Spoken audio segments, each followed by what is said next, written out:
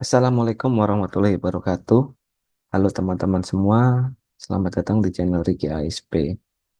Di video kali ini kita akan membahas tentang bunga sederhana atau simple interest dan bunga majemuk atau compounding interest.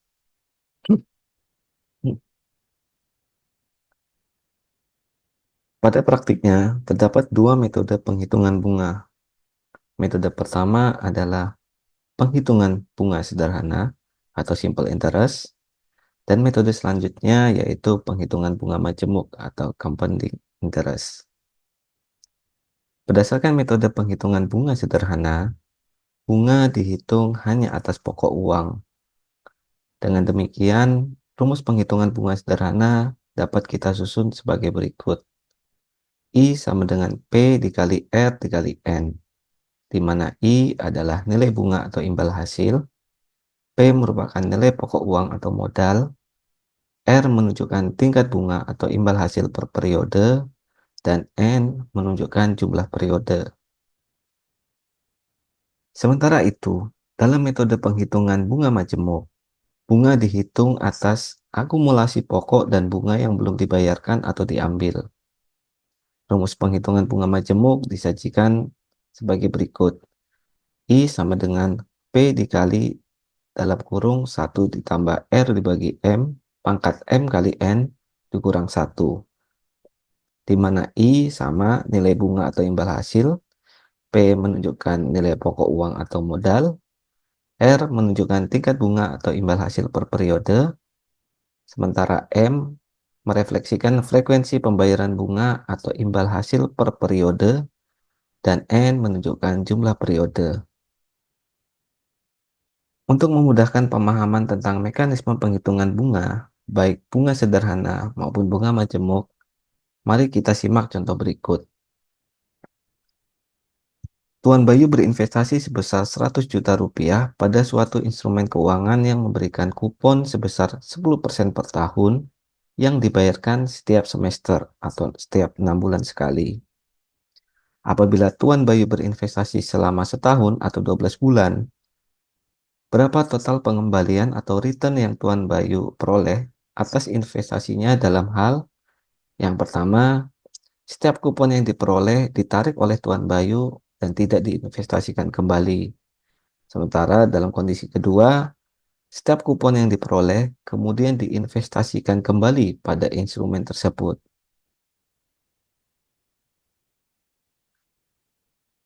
Berdasarkan informasi dari kasus yang dihadapi oleh Tuan Bayu, kita memperoleh data sebagai berikut.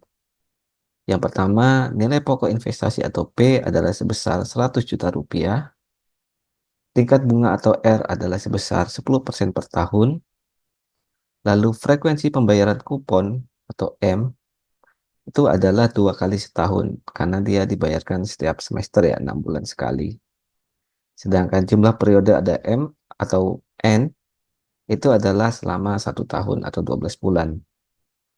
Selanjutnya, penghitungan total pengembalian atas investasi Tuan Bayu untuk setiap skenario kita jabarkan sebagai berikut.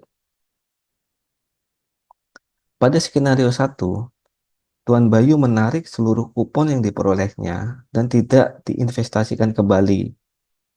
Dengan demikian, total imbal hasil atas investasi Tuan Bayu dapat kita hitung dengan menggunakan metode penghitungan bunga sederhana, yaitu I sama dengan P dikali R dikali N, yaitu 100 juta dikali 10% dikali 1, maka total imbal hasil yang diperoleh Tuan Bayu adalah sebesar 10 juta.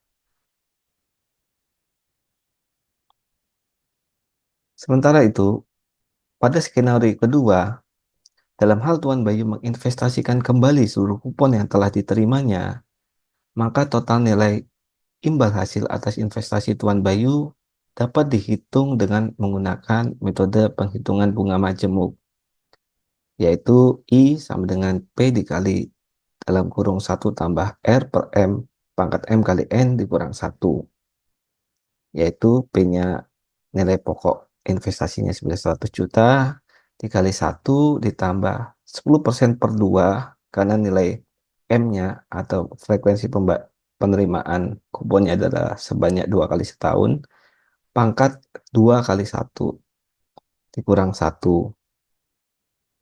Kita hitung lagi, 100 juta dikali 1 ditambah 5%, pangkat 2 dikurang 1. Kita dapat hasil 100 juta dikali 0,1025, di mana total imbal hasil yang diperoleh oleh Tuan Bayu dengan menggunakan metode penghitungan bunga majemuk adalah sebesar 10,25 juta.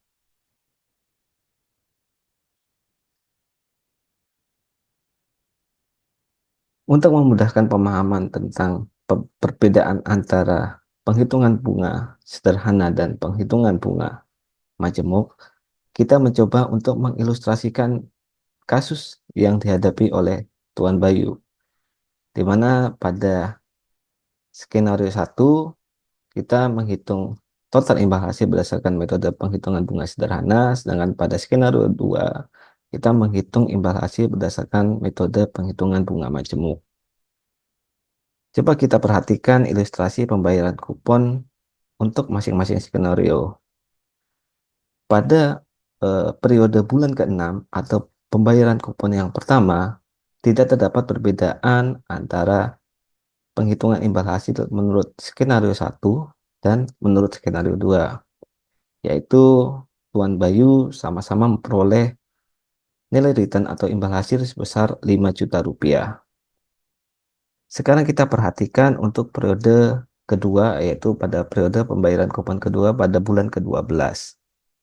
Dalam metode bunga sederhana, nilai kupon dihitung dengan mengalihkan pokok investasi atau 100 juta dengan tingkat bunga sebesar 10% per tahun dan jumlah periode selama setengah tahun atau 6/12. Sehingga kita memperoleh nilai imbal hasil yang diperoleh Tuan Bayi pada bulan ke-12 berdasarkan skenario 1 yaitu sebesar 5 juta rupiah. Sehingga total nilai return Tuan Bayu adalah sebesar 10 juta rupiah. Sedangkan dalam metode bunga majemuk atau berdasarkan skenario 2, pada periode penerimaan kupon yang kedua ya pada bulan ke-12, dasar penghitungan imbal hasil yang diperoleh Tuan Bayu adalah sejumlah 105 juta yang diperoleh dari nilai pokok investasi sebesar 100 juta rupiah ditambah dengan nilai kupon pada periode sebelumnya yaitu 5 juta rupiah yang selanjutnya akan dikalikan dengan tingkat bunga sebesar 10% dan jumlah periode yaitu 6/12. Sehingga kita memperoleh tingkat imbal hasil yang diperoleh oleh Tuan Bayu pada metode bunga majemuk di bulan ke-12 adalah sebesar 5,25 juta. Sehingga total imbal hasil yang diperoleh oleh Tuan Bayu berdasarkan skenario 2 adalah sebesar 10,25 juta. Pada akhirnya, nilai imbal hasil dengan menggunakan metode bunga majemuk sebagaimana yang digambarkan oleh skenario 2 selalu akan bernilai lebih besar apabila dibandingkan dengan skenario pertama atau apabila kita menghitungnya dengan menggunakan metode bunga sederhana. Baik, teman-teman semua, demikian video pembahasan kita pada kali ini. Semoga bermanfaat. Terima kasih. Sampai jumpa pada video berikutnya.